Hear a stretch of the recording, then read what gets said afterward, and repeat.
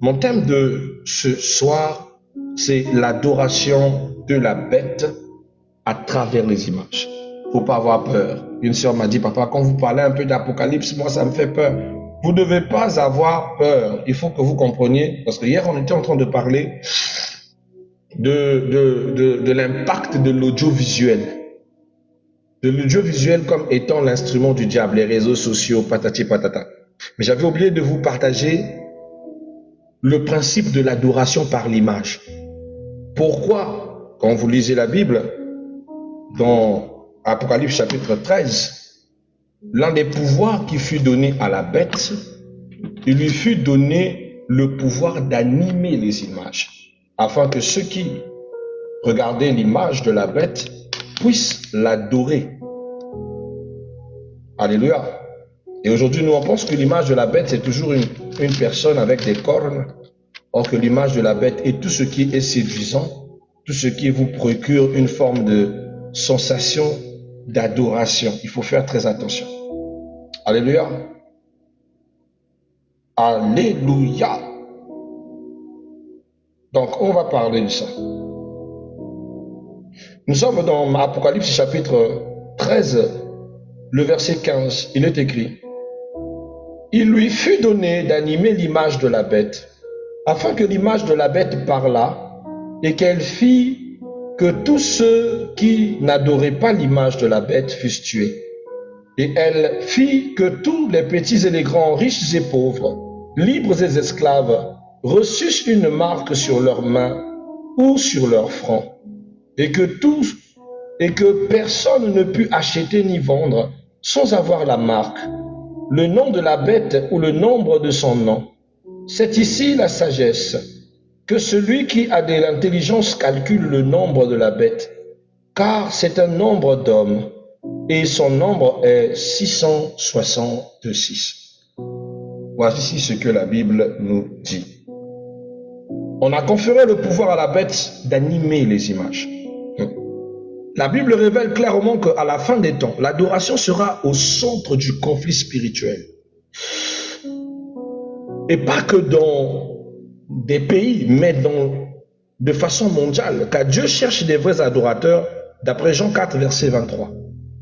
Tandis que Satan, par la bête, cherche à détourner l'adoration. Il cherche à chaque fois à réduire l'adoration, à emmener que l'adoration que vous donnez à Dieu exclusivement, vous puissiez la donner au diable. Par quoi? Par les images, par les posts, par l'audiovisuel, par les films, par la pornographie, par la criminalité, la violence, par plein de choses qui vous captivent sur les réseaux sociaux et qui ne vous donnent pas souvent accès à respecter vos heures de prière.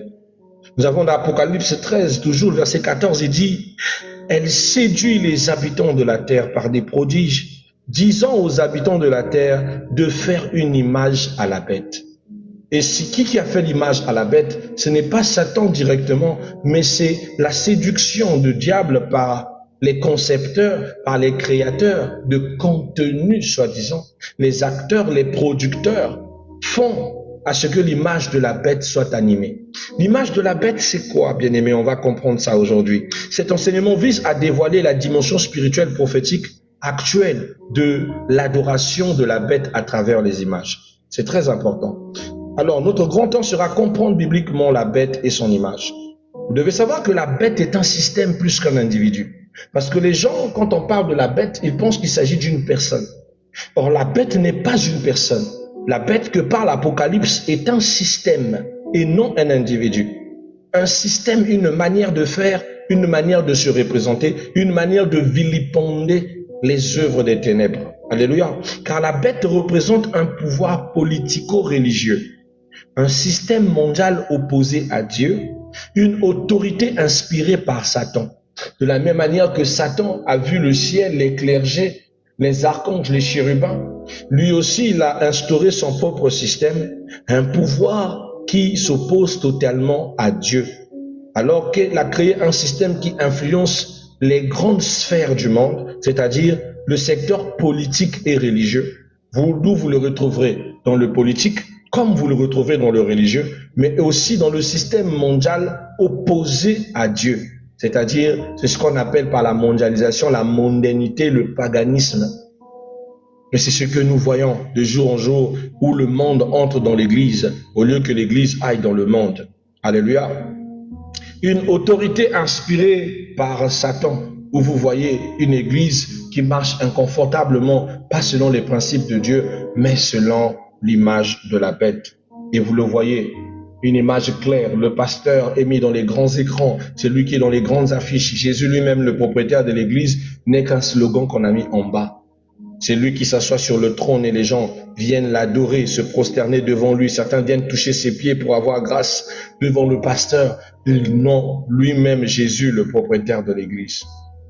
C'est une configuration de l'adoration qui a déjà été établie.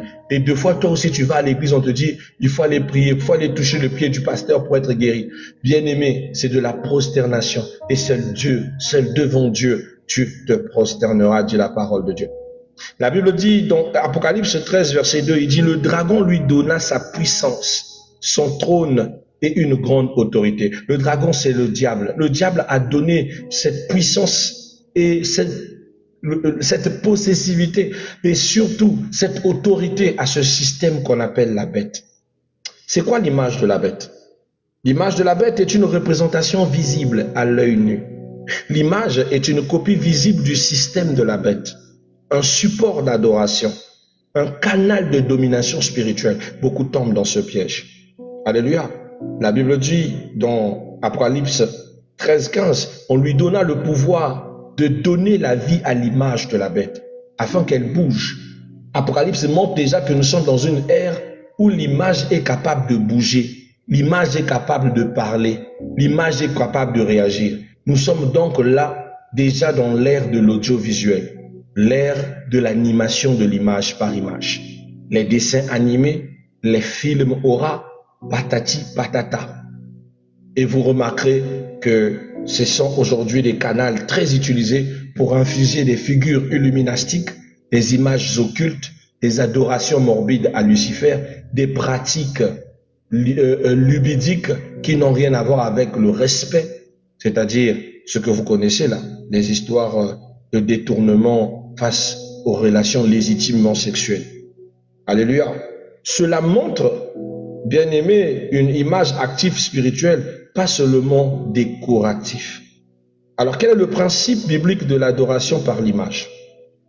Vous devez savoir que dans la Bible, l'adoration par image était une stratégie ancienne, car depuis l'Ancien Testament, Satan utilise les images. Ça n'a pas commencé aujourd'hui. Et ça n'a pas commencé par le Nouveau Testament. Nous avons le veau d'or dans Exode chapitre 32, une forme d'adoration par l'image. Nous avons les statues païennes de Baal et d'Astarté. Nous avons les idoles cananéennes, celles que Dieu va demander à Abraham d'abandonner. Dans Exode chapitre 20, versets 4 à 5, la Bible dit « Tu ne te feras point d'image taillée ». C'est un ordre, c'est une interdiction. Tu ne vas pas te faire d'image taillée, tu ne te prosterneras point devant elle. Aucune image taillée qui représente une divinité dans le ciel. C'est la partie où beaucoup de personnes se cassent la tête avec nos frères catholiques à cause de la vilipendation des images dans le sanctuaire. Mais ce n'est pas d'office que vous devez les diaboliser, s'il vous plaît. Ce sont nos frères, ce sont aussi des sauvés par Jésus-Christ. Mais c'est le système qui se veut d'imposer ce genre d'artifice pour pouvoir garder les gens sur le maintien de l'adoration de la bête.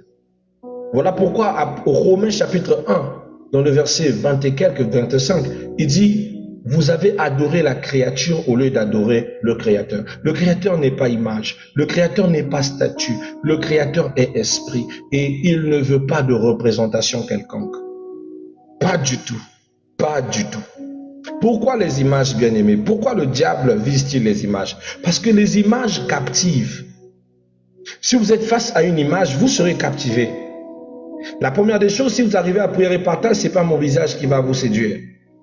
C'est la première des choses qui va vous apporter, arriver à vous attirer, c'est l'emblème qui est en dessus. Surtout la belle image de la colombe qui se pose sur les Écritures. L'image est attracted, il vous attire la première, elle vous interpelle, parce que l'image peut vous transmettre un peu de paix, L'image peut vous en transmettre de la colère par rapport aux couleurs, par rapport aux écrits, par rapport aux dessins. C'est tout un code psychique, un code spirituel. C'est pas en vain que le diable passe souvent pour l'image pour pousser les enfants de Dieu à l'adoration envers lui. Alléluia. Alléluia. Ça captive les sens, ça facilite la canalisation spirituelle et permet un transfert d'adoration. Ce que l'homme contemple, son cœur finit par l'adorer. C'est ça le problème. Quand vous contemplez tellement les karashikas, votre cœur finit par l'adorer. Quand vous contemplez tellement les dramas, votre cœur finit par l'adorer. Quand vous contemplez tellement trop les pranks sur Internet, les vidéos des conneries, les chipotis, les problèmes, où vous voyez souvent des gens en train de se chamailler sur les réseaux sociaux, les soucis de la famille Kardashian, etc., vous finissez par l'adorer parce que votre cœur l'a contemplé. Et puisque vous êtes dans la contemplation, vous êtes donc dans l'adoration à l'individualisme, à une image, à un système qu'on appelle la bête. Donc souvent, vous vous retrouvez à adorer la bête sans le vouloir. Et pour certains, ils le font exprès. Ils savent ce qu'ils font. Ça, c'est les spiritains, c'est-à-dire les gens qui sont spirituels, ils savent ce qu'ils font. Alléluia. Alors, l'adoration de la bête dans Apocalypse 13. Dans Apocalypse 13, c'est une adoration imposée. Voilà pourquoi je vous dis que c'est inéchappable. Mais si tu es sage, alors tu peux ne pas tomber dans ce piège. C'est disposé de manière à ce que il soit difficile pour vous de fuir. Parce que c'est tellement attrayant. La Bible dit dans Apocalypse 13, 15, il dit « Tous ceux qui n'adoraient pas l'image de la bête seront mis à mort. » À chaque fois que vous ne vous laissiez pas tomber dans le piège de l'adoration de la bête, c'est des combats spirituels, c'est des acharnements spirituels, c'est des forces de pression qui s'acharnent contre vous, même dans votre travail, c'est des menaces. Parce que le système reconnaît que vous ne vous laissiez pas séduire. Ce n'est pas pour rien qu'un jour Dieu va toucher son serviteur, le prophète William Marion Branham, pour interdire à Branham de laisser les gens regarder la télé. Les gens ont trouvé en Branham un fou à l'époque. Mais et pourtant, c'était une prophétie qui avait tout son sens. Car la grande perte, les grandes séductions, le grand marquage de la bête par son système passe par les images. Branham avait raison, mais il ne pouvait pas se rendre compte qu'aujourd'hui l'audiovisuel allait devenir quelque chose d'indispensable. Les téléphones électroniques, les androïdes, patati patata. Il est difficile de s'en passer, il est difficile de faire sans. Il est difficile aujourd'hui. Le diable a su s'affirmer et rendre sa dépendance. Beaucoup ne l'avaient pas comprise. L'adoration devient obligatoire et non volontaire. Car l'image de la marque et l'économie sont liées. Car l'image est liée à la marque de la bête, le contrôle économique de ce monde et l'exclusion sociale. Tout dépend de la marque de la bête. Aujourd'hui, vous allez remarquer, il y a une monnaie qui devient assez populaire dans toutes les nations, c'est Internet. Internet, les diffusions, la création du contenu est devenu quelque chose de plus viral partout dans le monde. Tout le monde veut devenir influenceur. Tout le monde veut faire la promotion d'une image qui plaît aux hommes, une image qui attire, une image qui donne du plaisir, une vie de complaisance, une fausse vie, une vie à la Kardashian. Sur les réseaux sociaux, elle se présente comme étant une perle rare, une beauté, une vie épanouie, mais en réalité, dans la vraie vie, c'est une clocharde. C'est une vie simple. Mais c'est ça l'adoration de la bête. C'est de pousser les gens à devenir faux, à aspirer à la fausseté. Dans les réseaux sociaux, vous trouverez des arnaqueurs, des gens qui font des ventes en ligne, mais qui ne sont pas sérieux. Vous trouverez la conspiration, les injures, les insanités. Tout ce qui reflète ce que la bête doit refléter dans l'esprit des gens. Les gens ont compris que dans les réseaux sociaux, il n'y a pas de bad buzz. Tout le buzz ne reste que buzz. au point vous trouverez certaines personnes qui vendent de leur crédibilité, de leur sérieux. Elle est même capable elle-même de faire fuiter une sextape la concernant parce qu'elle a remarqué qu'elle n'a plus le buzz, elle n'a plus l'audimat. Comme elle n'a plus l'audimat, alors elle crée un événement, un scandale qui va ramener toute votre attention sur son image. Système de la bête. Aujourd'hui, les jeunes n'ont plus peur. Ils franchissent les limites infranchissables. Font tout pour être vus, pour être remarqués, pendant qu'ils sont en train de compromettre leurs valeurs, leurs principes, leur corps. Et tout cela pour aduler la population, mais surtout pour les maintenir captifs au système de la nudité, de la corruption, de la fausseté, de la fausse influence. Tout le monde se fait influenceur, même les présidents de la République. C'est dégueulasse, je vous assure. Mais ce sont les réalités qui se font, car c'est la monnaie actuelle. Tu ne peux plus devenir une célébrité sans passer par les réseaux sociaux. Avant, c'était ton talent qui te faisait asseoir seulement. Mais aujourd'hui, tu peux avoir du talent, mais si tu n'as pas une notoriété, tu ne seras pas connu. Ça change. L'image n'est pas neutre, bien-aimé. La Bible dit dans Apocalypse chapitre 13, verset 17, il dit « Personne ne pouvait acheter ni vendre sans avoir la marque. » Si tu ne faisais pas partie de ce traîneau-là, tu ne pouvais pas vendre ni encore acheter. Souvenez-vous, une jeune fille, une jeune dame, je pense ivoirienne, faisait des ventes en ligne. Quand je dis faisait, c'est parce qu'elle n'est plus. Elle a annoncé elle-même son décès et elle est décédée. Elle est venue vous dire, faites attention, ce qui se passe sur les réseaux sociaux dépasse l'entendement. Je pense avoir encore la vidéo quelque part dans mon téléphone. Il dit, depuis que j'ai commencé les ventes en ligne, je suis très combattu. Je suis combattu par des forces qui dépassent ma famille, par des influences qui dépassent. Depuis que j'ai atteint la notoriété où beaucoup de gens viennent dans ma boutique, mais aussi plein de personnes visitent ma page. J'ai reçu des sollicitations, des voyages pour aller à Dubaï, des trucs importants que j'avais acceptés sans savoir que je mettais mes pieds dans quelque chose de toxique. Il dit, si dans quelques jours ou dans quelques mois vous entendez que je suis mort, ne vous étonnez pas. Les réseaux sociaux sont un monde cruel. C'est un système démoniaque. Elle le disait comme ça. Elle a publié même pas 2 mois. On va dire qu'elle a publié par exemple en décembre, en mi-janvier, elle est décédée. Mystiquement comme ça. Elle avait déjà annoncé.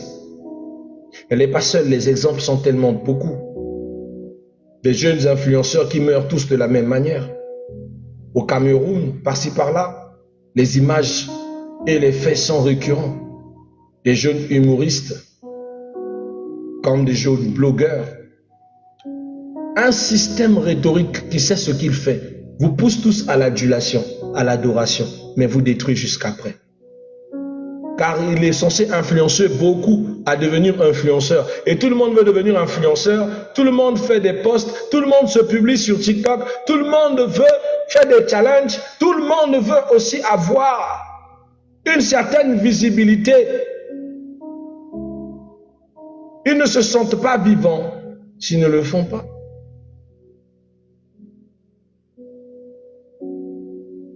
Il veut saisir la projection de la Starmania, car sans elle, on a l'impression qu'on ne vit pas.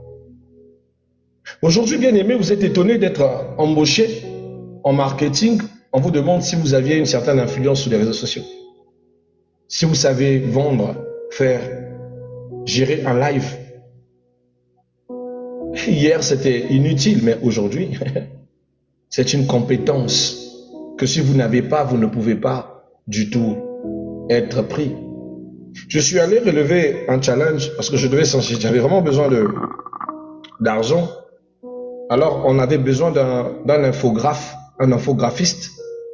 Moi, je suis quand même multi-compétence, qui devait traiter une cérémonie entière, une cérémonie d'ouverture d'un gala et trucs. Et on avait besoin d'un monteur, d'un infographiste qualifié pour faire tout ça. Mais la condition est qu'il devait avoir de la compétence sur CapCut. Il devait avoir de la compétence sur CapCut. Pas sur Photoshop. Pas sur After Effects. Pas sur tous les outils, sur Blender. Sur les outils que nous, les graphistes, souvent nous utilisons. Non. Mais quelqu'un qui devait avoir de la connaissance sur CapCut, qui est l'outil de montage de TikTok. J'ai dit, tiens, ça c'est vraiment ce qu'on appelle un recrutement bête.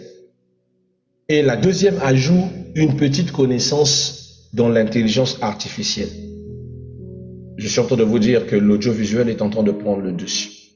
Donc aujourd'hui, dans quelques années, si tu n'as aucune connaissance en IA, tu vas manquer du travail. Donc aujourd'hui, là, moi, les petites bases de CapCut que j'ai appris pour faire les montages de mes vidéos est devenu pour moi un outil qui m'a donné du job. Et on te l'oblige, si tu n'as pas cette compétence, tu n'as pas le travail.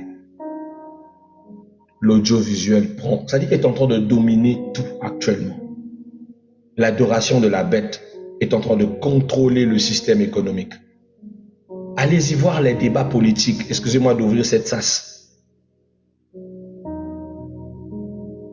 Où on vous parle de Donald Trump qui a publié des vidéos compromettantes, un président de la République, qui provoque ses rivaux par des tweets sur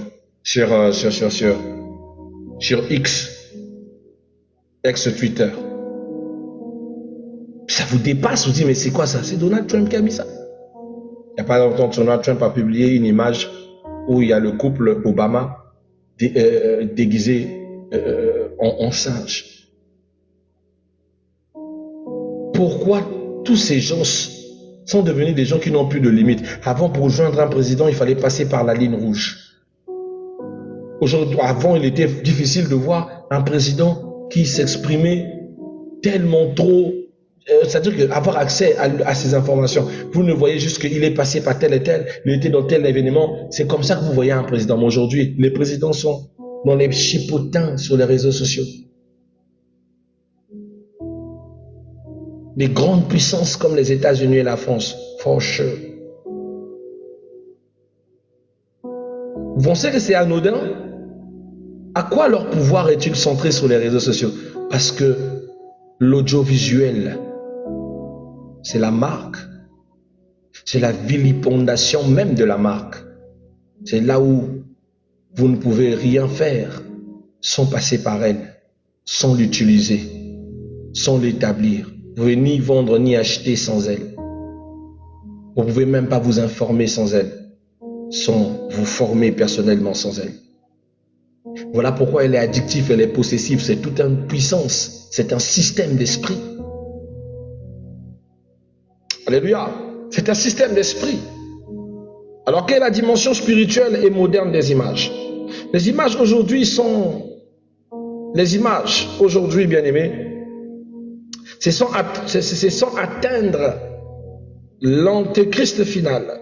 Le monde vit déjà la dictature de l'image, la glorification des écrans, le culte de la célébrité, du corps et du pouvoir. Ce que Romains nous interdisait dans Romains 1, 23, ils ont changé la gloire de Dieu incorruptible contre des images. La Bible avait déjà prévu ça. La séduction devient invisible, mais bien là. Car beaucoup adorent sans se rendre compte, en imitant les pas de danse, en dansant, en faisant des challenges, en faisant comme les gens. Vous pensez que quelqu'un va se lever un matin avec ses lunettes et le dicter des bols. Offshore, et tout le monde fait le challenge. Offshore, offshore, offshore. Et lui, si ça le fait rire, il est content. Il vient de vous mettre dans quelque chose de très spirituel. Et pourquoi c'est plus important pour vous de le faire? Pourquoi vous êtes addict à être lié à le faire? C'est une communication dans votre esprit. C'est votre manière d'adorer. la bête au travers de lui. Et il fait un grand travail. Il ne vient pas faire le clown pour rien. Avant, un président de la République était responsable, respectable. Il n'avait rien d'entorse. Il devait montrer un paramètre de droiture. Mais aujourd'hui, on a l'impression qu'on a des gens rigolos qui passent à la télévision et vous font rire, mais en réalité, vous poussent à les imiter. Et c'est comme ça que vous les suivez aveuglement. Vous tombez dans leur piège, dans cette adoration qui vous rattache à l'audiovisuel et qui vous renferme spirituellement de façon méthodique. Bien-aimés, cela en donnant leur temps et leur attention au cœur. L'adoration commence dans le cœur avant d'être exprimée par des gestes. C'est à cause de ça que aujourd'hui, votre télévision ne vous sert pas vraiment à grand chose parce que vous êtes plus concentrés dans vos téléphones. Elles sont plus addictes. Elles vous séduisent plus. Elles prennent plus de votre temps. Elles vous possèdent. Et vous dépossèdent de toute forme de décision normale. Alléluia. Car l'adoration a déjà commencé. Excusez-moi, bien-aimés, je vais clôturer cette session. Mais j'ai envie de dire ceci, que le combat des saints doit avoir son sens. Nous qui comprenons ce message, qui vous transmettons ce message, quel but nous avons? C'est d'éveiller vos consciences pour que vous puissiez rentrer dans le combat des saints face à l'image de la bête. Dans Apocalypse 12, il y a eu une grande guerre. Dans Apocalypse 14, les saints se sont levés contre l'image de la bête. L'image de la bête ne doit pas vous influencer. Vous avez un choix décisif. Apocalypse 14, 9 à 10. Je prends un bout, il dit, si quelqu'un adore la bête et son image, il boira du vin de la colère de Dieu. Si vous vous laissez à l'emprise d'adorer la bête et son image, la Bible dit, vous boirez à la colère de Dieu, à la coupe du vin de la colère de Dieu. Il n'y a pas de neutralité. Vous devez choisir votre position. Le modèle des fidèles, les trois Hébreux face à la statue dans Daniel chapitre 3, ils n'ont pas du tout fléchi les genoux. Shadrach, Meshach et Abednego ont refusé au point d'être jetés au feu. Ils ont refusé d'adorer l'image du roi. C'est l'attitude que nous devons avoir, refuser.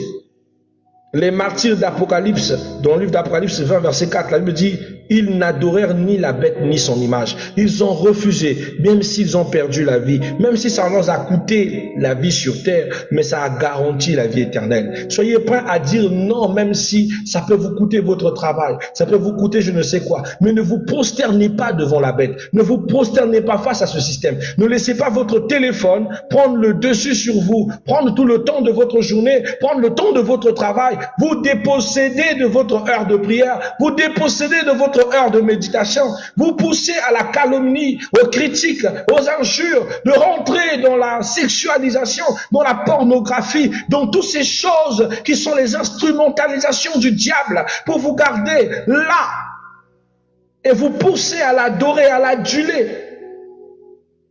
Vous devez quitter ce système, sortir de son emprise. Vous en êtes capable, vous le pouvez. Il faut juste que vous l'acceptiez, que vous refusez d'adorer l'image, peu importe ce que ça peut coûter. Car bien aimé, l'adoration de la bête au travers de l'image, c'est une contrefaçon de l'adoration divine. C'est un outil de domination spirituelle, un signe distinctif de la fin des temps. Le vrai combat n'est pas technologique mais spirituel. Car Dieu appelle son peuple à la vigilance, à la sainteté, à l'adoration en esprit et en vérité. Alors je vous en prie, ne vous laissez pas prendre par ce système. Ne vous laissez pas dominer par ce système. Ne laissez pas votre téléphone, Internet, la technologie, faire tout. Prendre de votre temps et vous occulter pour que vous ne puissiez pas faire ce que vous êtes censé faire. Disciplinez-vous, ce sont des choses qui sont utiles à votre main, mais vous ne devez pas l'adorer. Vous ne devez pas dépendre d'elle.